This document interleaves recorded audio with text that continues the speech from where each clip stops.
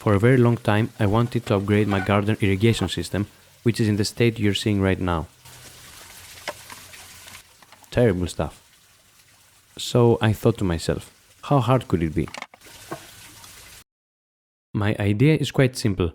I will need a microcontroller capable of wireless communication, which will control a relay to open and close some solenoid valves that provide water to my garden. These valves work on 24 volts AC, but there are external dedicated supplies for that. I will also include a manual bypass switch and an LED to indicate the state of the solenoid. And that should be it. That's simple. So I went ahead and designed a custom PCB for that, based on my Sprig-C6 IoT ecosystem, which ended up needing a lot of components. The PCB assembly process is as usual if you've seen my other videos. First, I secure the bare PCB in a fixed position and I carefully place the SMD stencil on top. Then I apply a solder paste on top to disperse it on all the exposed pads of the SMD components. I was so confident with the design because it was quite simple that I started assembling all the boards at once, which is much more efficient. You can see me here placing the transistors, which open and close the coils of the relays. The large component on the right is a 5-volt linear regulator. It will be powering the microcontroller, stepping down the input voltage as you'll see later. With all the components in place, it's time for my precision hot plate treatment. I let the boards cool down and then I went on to solder all the through-hole components, starting with the relays. These are 24-volt relays capable of switching up to 6 amps of current each. A huge overkill, but they were the smallest I could find for their price. Then it was time for the input terminals, which are made to fit into each other like a puzzle, forming a continuous large terminal, making it easier for soldering, if only I had used the correct spacing. Never mind, I soldered them separately. Now let's talk about how I'm going to power this thing. First of all, the input voltage will be 24 volts AC, as that's a requirement for the solenoid valves. By rectifying it into DC, I can then use a linear regulator to step it down to 5 volts for my Sprig microcontroller. Quite simple in theory. The regulator I'm using has a 30 volt maximum input limit, but with 24 volts coming in, I have plenty of headroom. Or so I thought. After soldering cables for the manual override switches and the LED indicators, I'm ready to test the electronics for the first time using the 24 volt AC power source of my previous irrigation controller. By now you should be wondering why this video is so long since all the electronics are almost ready for deployment. Let's start with this linear regulator I mentioned earlier. It somehow burnt, so I'm replacing it here, unfortunately ripping apart its PCB traces. But maybe it's fixable. I didn't want to desolder all other components to go to a new PCB, so I borrowed a working regulator from one of the other boards. And with a little bit of patience, I successfully soldered the new regulator in place. So let's check its output voltage before adding the precious microcontroller. 6.2 volts, that's quite suspicious. Let's check the rectified input voltage. Whoa, it's almost 34 volts, way above the limit of the regulator. The AC input is 25 volt RMS, which when rectified goes above 30 volts. What a rookie mistake. And there goes the magic smoke. No. I will have to go to a plan B, which is using an external buck converter to efficiently step down the voltage. Now I'm feeling confident to add my microcontroller, which will be the Sprig-C6, my latest ESP32 board, which among other features supports the Zigbee protocol, which is quite important for my application. It also features a NeoPixel LED, a 9-axis IMU, a sophisticated BMS for lithium cells with temperature control, and of course the all-important fuel gauge IC to precisely monitor battery levels. Most of these features aren't important for this build, but are great for most battery-powered applications. You can get this beta version along with all my other creations from my official store linked below. This way you actively support my work while I support your DIY projects. With the electronics being powered up successfully, it's time to place them inside an enclosure. Showing you the 3D design process is quite boring, so here's my printer magically printing me the enclosure.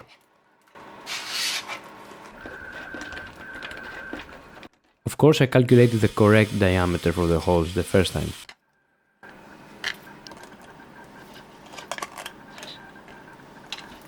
And after securing the manual override switches and the LED indicators in place, I closed the lid with a satisfying click. But then I forgot I needed a central on-off switch to cut off the power when needed. I didn't consider it during PCB design, so I have to add it now, along with the green power indication LED. Now we're really ready for testing.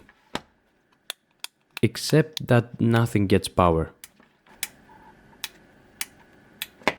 It's as if the main switch is broken or something. A new switch later, and everything is finally getting powered up. Now I can't power it off. What the... Another broken switch later, I'm gluing everything in place and test it again.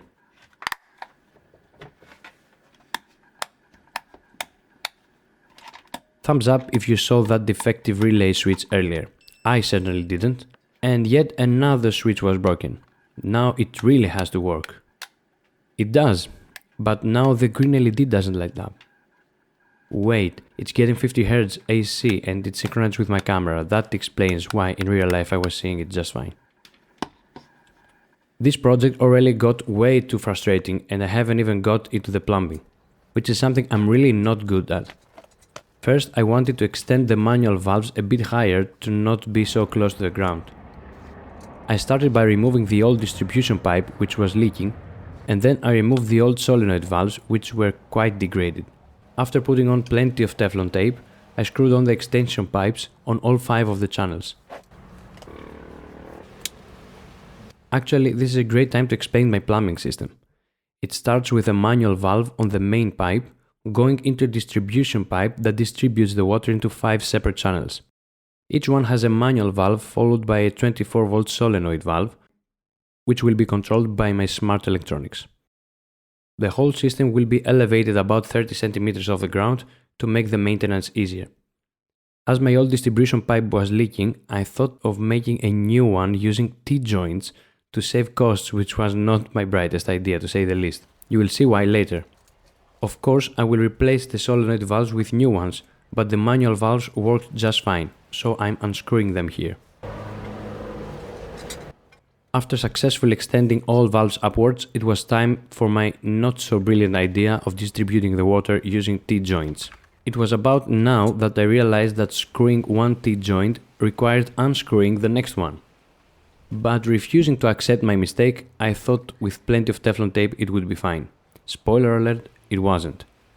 After hours of trying to assemble this abomination, I went back to using the old leaky distribution pipe thinking I can fix the leak with more Teflon tape. So this is the setup. Not too bad for an electronics engineer. Let me remove the old cables which were attached to the old watering controller. Gross. As I left to open the main pump, my inspector here came to admire my creation. Let's see how bad the leak is. Oh no. Fuck. It's quite bad. Maybe if I tighten it a bit more I can fix it. Whoa. Or maybe not. I am so done with this project. So, back to the patent-pending T-joint distribution pipe. I managed to screw everything together as tight as I could, taking me only a couple of hours. But in the end, it was hopeless. I really had no other choice but to order the proper part. So, here it is. Here's another time-lapse of me struggling with plumbing. I later found out that using this type of fitting required not using Teflon at all. This is the final plumbing system. Please ignore the small leak on the right. I promise I fixed it later.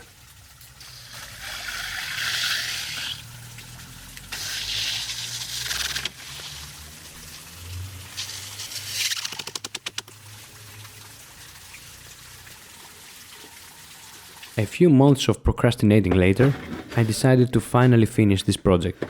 This time I had to make all the electronics waterproof, while also having access for manual control and maintenance. So I purchased this waterproof electrical box. Here I'm trying to figure out the best layout inside it. I wanted the solenoid cables to go easily into the electronics enclosure, but I also wanted to have access to the microcontroller's USB to later reprogram it without taking everything apart. After figuring it out, I marked the holes and drilled them out.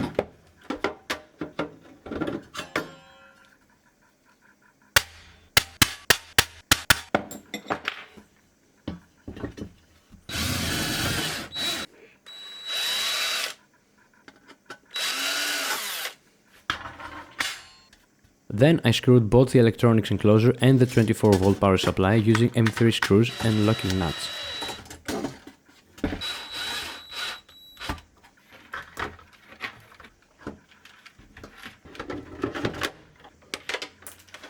To pass the cables inside the box in a waterproof way, I choose these cable glands, which I think is the proper way to do it, but requires a step drill or a conical one like this to do it. It took some time to figure out the best arrangement for the cables, but then it was time to dare to drill the first hole. After careful measurements to not mess this up, I made the single largest mistake.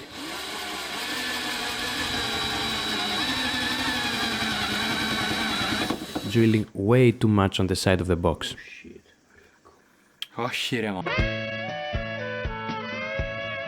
I'm sorry for my Greek, but I really think I'm never going to finish this project. I will have to plug this hole later, unfortunately.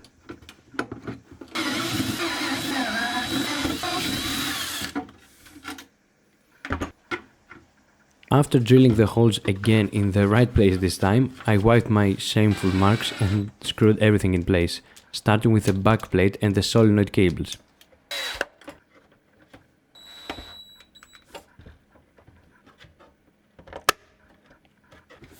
This is the final electronic system. The cables of the solenoid valves will be connected to it via this screw terminal.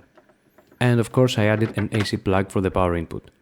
Let's go near the plumbing system to finally assemble everything. With the help of my brother, I first mounted the electrical box on the side of this stone above the plumbing.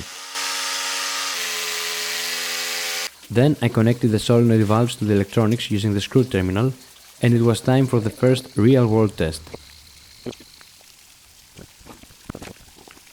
As you can see and hear, all the valves are operating successfully using the manual switches. It doesn't seem like it, but I was really excited to see the whole system finally working together. The only thing left now is to program the Sprig-C6 to connect to my home assistant server and control the valves autonomously. For that, I vibe coded a Zigbee firmware for my Sprig-C6, which you can find on my GitHub page linked below. This way I'm able to control and monitor everything from anywhere. More importantly, I can use the home assistant automations to water my plants with proper sequence at the proper timing, based not only on the time of day, but also on the weather conditions and even the soil water content of my garden, making it a truly smart watering system. Best of all, this is scalable.